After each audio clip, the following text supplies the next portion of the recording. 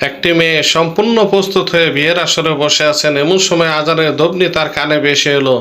তড়িঘড়ি করে মেয়েটি নামাজের জন্য প্রস্তুত হচ্ছে এবং তার মাকে বলল, মা, আমি নামাজ পড়ে আসি। মা মেয়েটিকে বলল, তুমি এখন অজু করবে না, যদি অজু করো তাহলে তোমার মেকআপ নষ্ট হয়ে যাবে।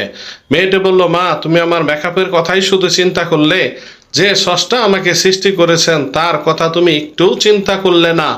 আমি এখনই নামাজ পড়ে আসছি। মেয়েটি নামাজ পড়ে চলে গেল, কিন্তু মেয়েটিকে জানতো এই নামাজই তার জীবনের শেষ নামাজ। নামাজের মাধ্যমে আল্লাহর প্রিয় হওয়া যায়, তাই মেয়েটি শেষ নিঃশ্বাস ত্যাগ করল এবং প্রিয় বান্দি হয়ে গেল। একটি মেয়ে সম্পূর্ণ প্রস্তুত হয়ে বিয়ের আসরে বসে আছেন। এমন সময় আজানের ধ্বনি তার কানে ভেসে এলো। তড়িঘড়ি করে মেয়েটি নামাজের জন্য প্রস্তুত হচ্ছে এবং তার মাকে বলল, মা, আমি নামাজ পড়ে আসি। মা মেয়েটিকে বলল, তুমি এখন অজু করবে না, যদি অজু করো তাহলে তোমার মেকআপ নষ্ট হয়ে যাবে। মেয়েটি বলল, মা, তুমি আমার মেকআপের কথাই শুধু